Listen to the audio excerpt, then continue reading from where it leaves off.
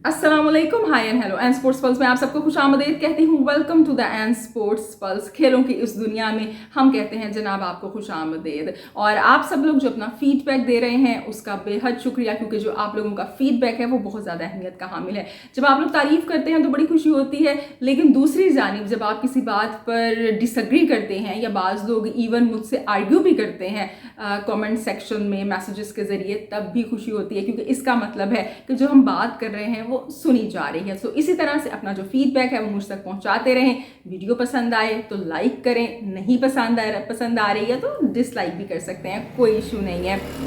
सो जी, खेलों की दुनिया की बात करते हैं तो पाकिस्तान सुपर लीग का नवा एडिशन जो कि बिल्कुल अपने इख्तिताम पर है, प्ले ऑफ का जो सिलसिला है शुरू हुआ और उसका पहला मैच खेला जा चुका, रिजल्ट भी आ चुका है ऑफ कोर्स। और रिजल्ट आने के बाद मुल्तान सुल्तान वाहिद ऐसी टीम बन गई है जो कि चौथी मरतबा PSL के फाइनल में पहुंच चुकी है। जी हाँ जनाब, 2021, 2022, 2023 और अब 2024। 2021 का फाइनल मुल्तान सुल्तान ने जीता था, उसके बाद 2 हारे और अब चौथी मरतबा अगेन फाइनल में मुल्तान सुल्तान की टीम पहुंच चुकी है। अपने तय एक बहुत बड़ी अचीवमेंट है मुल्तान सुल्तान के लिए, उनकी मैनेजमेंट के लिए, उनके कैप्टन के लिए कि आप मुसलसल फाइनल खेल रहे हैं। और I do remember last year या मेरे ख्याल से उससे पिछली दफ़ा ऐसा हुआ था कि अनबीटन मुल्तान सुल्तान पहुंची थी फाइनल में, लेकिन इस दफ़ा हार जीत के सिलसिले के साथ पहुंचे हैं और बड़े अच्छे कॉम्बिनेशन के साथ टीम है। सो इस मैच पर थोड़ी सी हम बात करेंगे क्योंकि मुल्तान सुल्तान ने हराया है ज़ल्मी को, यानी कि 2 दोस्त। कौन दोस्त? 2 कप्तान। कौन कप्तान? बाबर आजम एंड रिजवान, जो कि एक दूसरे के आमने सामने थे और एक कैप्टन, एक दोस्त जीत गए और दूसरे हार गए हैं। तो जी इस मैच पर कुछ बात करेंगे। इसके अलावा जहां पे मुल्तान सुल्तान ने एक बड़ी अच्छी कामयाबी हासिल की है, दूसरी जानिब इंडिया में जहाँ पर उनका जो डोमेस्टिक का टूर्नामेंट है वो जारी था और रणजी ट्रॉफी के अंदर Mumbai Indians has created history और एक और जीत उन्होंने अपने नाम कर ली है। मेरे ख्याल से 2019 में लास्ट टाइम वो जीते थे और अब उन्होंने अपनी पहली नहीं, दूसरी नहीं, तीसरी नहीं, चौथी नहीं, मैं इस तरह कहती जाऊंगी ना तो ये प्रोग्राम काफ़ी आगे निकल जाएगा। सो जनाब, मुंबई की जो टीम है उन्होंने अपनी 42nd यानी 42वीं जीत हासिल की है, 42वां टाइटल अपने नाम कर लिया है। क्या ज़बरदस्त ट्रैक रिकॉर्ड है, क्या कल्चर है टीम का कि आप किस तरह से जीत रहे हैं। और आप देखें जो दूसरी टीम उनके आसपास हैं, जो दूसरी टीम उनके बाद आती है वो आसपास भी नहीं भटकती हैं। किसी टीम ने, मेरे ख्याल से कर्नाटका की टीम ने 7 जीते हुए हैं, इसी तरह मध्य प्रदेश की टीम को मैं देख रही थी, किसी ने 6 जीते हुए हैं, दिल्ली ने भी मेरे ख्याल से इसी तरह 7 या 6 मुकाबले वो जीते हुए हैं, टाइटल्स वो जीते हुए हैं। लेकिन दूसरी जानिब अगर मुंबई की बात करें so they are standing alone with their proud head, और उसकी वजह है उनकी टीम, उनकी मैनेजमेंट। ऑफ कोर्स वो जिस तरह से लेके चलते हैं, जो कल्चर उन्होंने डेवलप किया है, वो जिस तरह से खिलाड़ियों को लेके चल रहे हैं और इस सिस्टम की वजह से, इस कल्चर की वजह से वो इंडियन क्रिकेट के अंदर भी बड़ा अच्छा एक क्या कहेंगे ना, अपनी इनपुट डाल रहे हैं। सो एक बड़ा ज़बरदस्त फाइनल खेला गया कि जिसमें जो दूसरी टीम है उसने भी बड़ी कोशिश की, लेकिन मुंबई की टीम जीत गई। सो इस पर हम थोड़ी सी बात करेंगे। और जी कुछ ईशान किशन के हवाले से खबरें आ रही हैं, कुछ IPL की खबरों की बात करेंगे। मोहसिन नकवी साहब जो हैं वो ICC की अपनी पहली मीटिंग अटेंड करने के लिए पहुंच गए हैं। सो इन सारी बातों पर जी बात करते हैं। सबसे पहले बात का आगाज़ करते हैं PSL से। PSL का मैच जैसे कि मैंने कहा कि उसका रिजल्ट आ चुका है। टीम यानी मुल्तान सुल्तान फाइनल में पहुंच चुकी है। अब ज़ल्मी जो टीम हारी है ये एडवांटेज हुआ है उसको, क्योंकि टॉप 2 में फिनिश किया था, तो ज़ल्मी की टीम अभी टूर्नामेंट से आउट नहीं हुई है। Now they are waiting. अब आज एलिमिनेटर 1 का मैच खेला जाएगा जनाब कोयटा और इस्लामाबाद के दरमियान। जो टीम हारेगी वो आउट हो जाएगी, जो टीम जीतेगी उसका दूसरा एलिमिनेटर किससे होगा? ज़ल्मी से। और फिर इन दोनों में से जो टीम जीतेगी वो फाइनल में ज्वाइन करेगी मुल्तान सुल्तान को। तो अब देखते हैं, अब अभी ज़ल्मी इंतज़ार करे, जो गलतियां हुई हैं उन पर गौर करे, क्योंकि जो ज़ल्मी की टीम है उनकी जो बैटिंग है वो बड़ी एक क्या कहेंगे ना, कोलैप्स का शिकार रही, कोई भी डिलीवर नहीं कर पाया। पिच के अंदर कोई ऐसे डीमंस नहीं थे हमने बाद में देखा भी जब मुल्तान सुल्तान ने बैटिंग की, बड़ी स्मूथली आसानी से बैटिंग कर रहे थे। अगर ज़ल्मी की बात करें तो बॉलिंग वाइज भी इतना इंस्पायर नहीं कर पाए। मेरे ख़्याल से यहाँ पे बाबर आज़म की मैनेजमेंट ने जो मेहरान मुमताज़ को खिलाया, बड़ा अच्छा खिलाया, लेकिन इनके बड़े अच्छे स्पिनर थे कि जो बड़ा अच्छा परफॉर्म कर रहे थे। आरिफ याकूब मेरे ख्याल से उनका नाम है, उनको भी खिलाना चाहिए था क्योंकि पिच के अंदर काफ़ी असिस्टेंस मौजूद थी स्पिनर्स के लिए। Usama Mir is doing very well, so अभी भी वो प्लेयर ऑफ द मैच रहे, 2 खिलाड़ी आउट किए। मुल्तान सुल्तान के जो बॉलर्स हैं उन्होंने बॉलिंग बड़ी अच्छी की है। अगर आप डेविड विली की बात कर लें, मोहम्मद अली की बात कर लें, मुझे ओपन बड़ा अच्छा किया। फिर बीच में स्पिनर सेक्शन के अंदर हमने देखा कि उसामा मीर आते हैं और फिर बाद में क्रिस जॉर्डन ने ज़बरदस्त कमाल कर दिया उन्होंने। सो बड़ी अच्छी बॉलिंग का मुजाहरा देखने को मिला। एक मुझे एतराज़ है वो ये कि तैयब ताहिर को ड्रॉप कर दिया गया विदाउट एनी रीज़न, और अपना जो फेवरेट प्लेयर है उनका खुशदिल शाह रिजवान का उनको खिलाया गया, शामिल किया गया। उनकी क्या कहूँगी ना मैं, पैथेटिक परफॉर्मेंस के बावजूद एक मैच में 4 कैचेस ड्रॉप कर दिए, कोई इशू नहीं है क्योंकि वो खुशदिल शाह हैं। उनको अगेन मौका दिया गया, अगेन वो फेल हुए। बैटिंग की बारी तो आई नहीं, जब बॉलिंग रिजवान ने करवाई तब भी काफ़ी वो महंगे साबित हुए। 2 ओवर के बाद उनको फिर रिजवान ने छुपा लिया कि भाई तुम रहने दो, मेरे पास पहले ही काफ़ी बॉलिंग ऑप्शंस है, उन्हीं से मैं ट्राई कर लेता हूँ। तो मेरे ख्याल से तैयब ताहिर को यहाँ पे मौका मिलना चाहिए था, लेकिन हमारे यहाँ वही दोस्ती यारी और लाइक और डिसलाइक का जो कल्चर है ये मेरिट से काफ़ी ऊपर आ जाता है, चाहे आपकी लीग क्रिकेट है, चाहे नेशनल लेवल पे आपकी कोई ड्यूटीज़ या जिम्मेदारियाँ होती हैं। जो मुल्तान सुल्तान की बॉलिंग है वो बड़ी अच्छी रही, और बाद में जो उन्होंने बैटिंग की वो भी अच्छी की। यासिर खान ओपन कर रहे हैं मुल्तान सुल्तान की जानिब से रिजवान के साथ, and he is doing well. और उस्मान खान बड़ी अच्छी फॉर्म में है, और जो रही सही कसर है वो इफ्तिखार ने आके मेरे ख्याल से 8 गेंदों पर 20 रन बना के पूरी कर दी। ज़ल्मी की जो टीम है उनके शुरू से जो शोल्डर है वो डाउन दिखाई दिए, ऐसे लगा कि खिलाड़ी वैसे लड़ नहीं रहे हैं वो जो 147 का टोटल बनाया था उसके लिए। और मिस फील्डिंग काफ़ी दिखाई दी, कई ऐसी बाउंड्रीज थी जो रोकी जा सकती थी, लेकिन वो नहीं रोकी जा सकी। जो मिस फील्डिंग है वो वैसे ही पीएसएल का खासा है, PSL 9 का। सो ये जब सारी बातें मिली तो इसकी वजह से जी ज़ल्मी की टीम हार गई, मुल्तान सुल्तान की टीम जीत गई।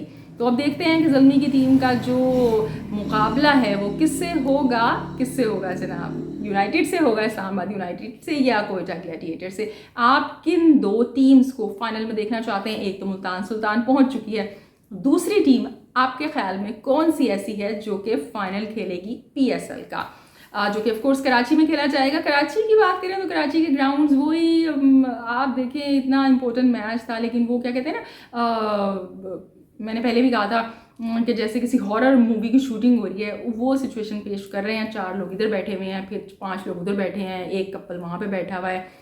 कि जैसे अभी ये जो जगह जगह लोग बैठे हैं इनके बीच में से ना ज़ोंबीज़ निकल के आएंगी।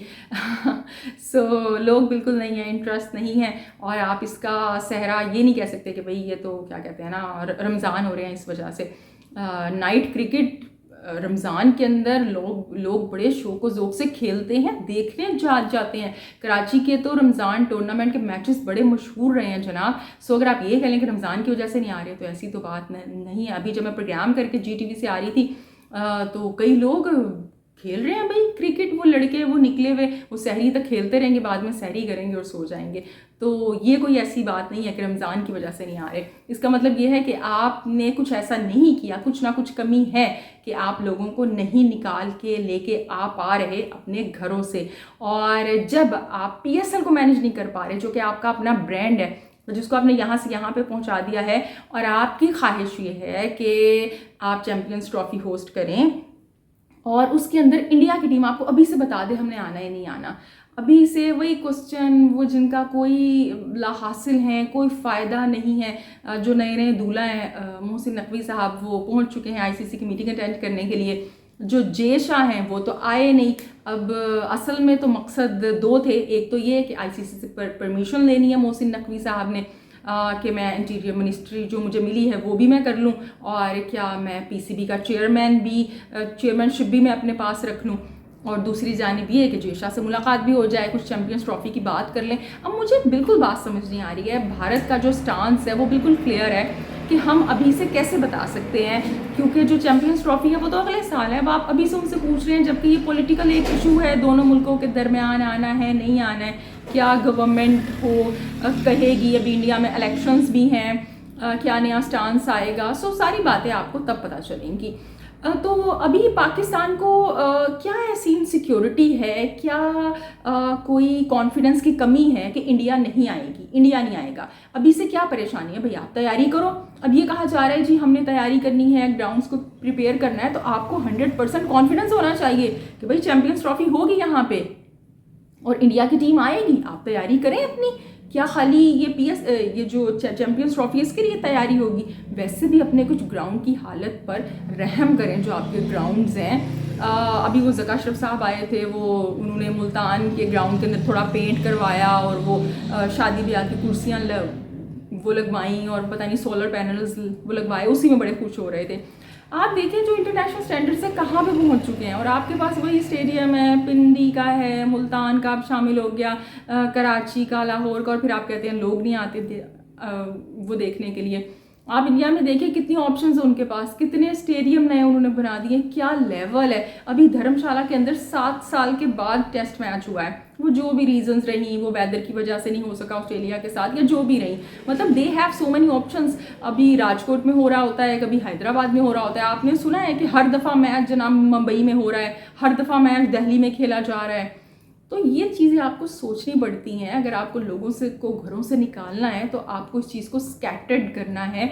बड़े शहरों में वैसे इतनी परेशानियां होती हैं, उस पर आप उनको क्रिकेट की एक और परेशानी दे रहे हैं। तो अगर आप इस चीज़ को नहीं सोचेंगे तो आपको, आपके लिए तो आगे बड़ी परेशानियां हैं, और सोचना कोई चाहता ही नहीं है। और मोहसिन नकवी साहब की बात करें तो ही इज़ द पर्सन जो कि ऑफकोर्स स्टैब्लिशमेंट के वो गुडी गुड बॉय हैं, तो वो होंगे भी अपनी स्टैब्लिशमेंट के गुडी गुड बॉय, लेकिन वो ये जो काम करना चाह रहे हैं ना पीसीबी का, पता नहीं किस चक्कर में वो अपने पास रखना चाह रहे हैं। ही हैज़ ज़ीरो नॉलेज, कख नॉलेज नहीं है। कोई क्वेश्चन आप उनसे क्रिकेट का करें तो वो कहेंगे मेरे पास तो अभी ब्रीफिंग नहीं है। जिस बंदे के पास ब्रीफिंग ही नहीं है, जो बंदा ब्रीफिंग्स के ऊपर चलेगा, वो क्या फैसले करेगा? इसका मतलब है कि जो राइट साइड और लेफ्ट साइड पे आपके लोग हैं उनकी आप सुनेंगे। अगर वो कहेंगे रिजवान को बना दे कैप्टन, रिजवान को बना देंगे। वो कहेंगे बाबर को दोबारा से बना दे, बाबर को बना देंगे। पाकिस्तान की डोमेस्टिक क्रिकेट है, अंडर 19 क्रिकेट है, ए टूर्स आपने लास्ट टाइम कब प्लान किए थे और कब पाकिस्तान खेला था? नए ए टूर्स आप कब प्लान कर रहे हैं? ये जो ये लड़के हैं अंडर 19 के, जब तक ए टीम के अंदर नहीं खेलेंगे, इनके टूर्स नहीं होंगे, ये कैसे सीखेंगे? ये सारी बातें हैं, लेकिन इसकी पेन लेने को कोई तैयार नहीं है। क्यों तैयार नहीं है? सोचना ही नहीं है। सोचना तो अपने लिए है, खाली मफाद परस्ती है सिर्फ और सिर्फ। पाकिस्तान के अंदर पैथेटिक हालात चल रहे हैं, चैम्पियंस ट्रॉफी को होस्ट करने की बातें कर रहे हैं। मुझे समझ नहीं आ रही है, बिल्कुल होस्ट करना चाहिए है। मेरे लिए सबसे बड़ी खुशी की बात होगी, मेरे मुल्क में इतना बड़ा आईसीसी का इवेंट होगा, लेकिन आप अपने आप को इस काबिल तो बना लें पहले। मुझे समझ नहीं आती है ये मोहसिन नकवी साहब, इतनी बड़ी बड़ी इनकी एडमिनिस्ट्रेशन की लोग बातें करते हैं, वहाब रियाज इनके मुशीर हैं। पाकिस्तान के अंदर हॉकी जो है, हॉकी का वर्ल्ड कप, उसके पाकिस्तान को क्वालिफायर्स मिलते हैं। कब मिलते हैं? आफ्टर 33 ईयर्स पाकिस्तान को ये अपॉर्चुनिटी मिलती है कि आपने ये होस्ट करने हैं क्वालिफायर। और बाद में FIH ने वो ले लिए पाकिस्तान से 4 माह पहले। किसी ने अपने मुंह से भाप नहीं निकाली, कोई प्रोग्राम नहीं हुए, कोई खबरें नहीं लगी। वहाब रियाज साहब ने क्या किया इसके लिए? मोहसिन नकवी तो तब भी पंजाब के अंदर वजीर आला थे, क्या किया उन्होंने? क्योंकि वो आपकी मर्जी की बात ही नहीं है। इतनी बड़ी अपॉर्चुनिटी थी और उन्होंने वजह क्या बनाई? क्या वजह बनाई? उन्होंने कहा पाकिस्तान की गवर्नमेंट इंटरेस्टेड नहीं है, उन्होंने कोऑपरेट नहीं किया। यानी कि आपने अपना इंटरेस्ट ही नहीं दिखाया कि क्या स्टेडियम की हालत है, कहाँ पे होंगे, कहाँ पे नहीं होंगे, कि वो आपसे वापस ले लिए। कितनी बड़ी अपॉर्चुनिटी थी, बट वो जाने दी। और उस पर कोई मसला ही नहीं है। किसी को हेडेक लेना तो बहुत दूर की बात है, बात करने के भी काबिल बात नहीं समझी गई। चैम्पियंस ट्रॉफी की बात करते हैं आप, पता नहीं चैम्पियंस ट्रॉफी होगी तो यहाँ पे क्या उसकी अभी ये जो चावल है उसकी खिचड़ी पकेगी। लेकिन बहरहाल हमारे मुल्क की क्रिकेटर, हम दुआ करते हैं कि अल्लाह ताला इसकी हिफाजत करे इस तरह के सेल्फिश लोगों से। सो जी, ये तो कुछ बातें हैं जो कि इसी तरह से चलती रहेंगी। कुछ चैम्पियंस ट्रॉफी की, मोहसिन नकवी की बात थी, हमने कहा आपसे करते हैं। वैसे जो इंडिया की जानिब से जेशा तो नहीं आए, लेकिन मेरे ख्याल से मैनेजर आए हैं। तो अब मैनेजर लेवल के बंदे से तो मोहसिन नकवी बात नहीं करेंगे, अब आई डोंट नो। और इसके अलावा क्या बात करते हैं, बिल्कुल जी, इसके अलावा हम बात करते हैं रणजी ट्रॉफ़ी की। रणजी ट्रॉफ़ी की बात करें तो रणजी ट्रॉफ़ी के अंदर बड़े ज़बरदस्त मैचेस खेले गए।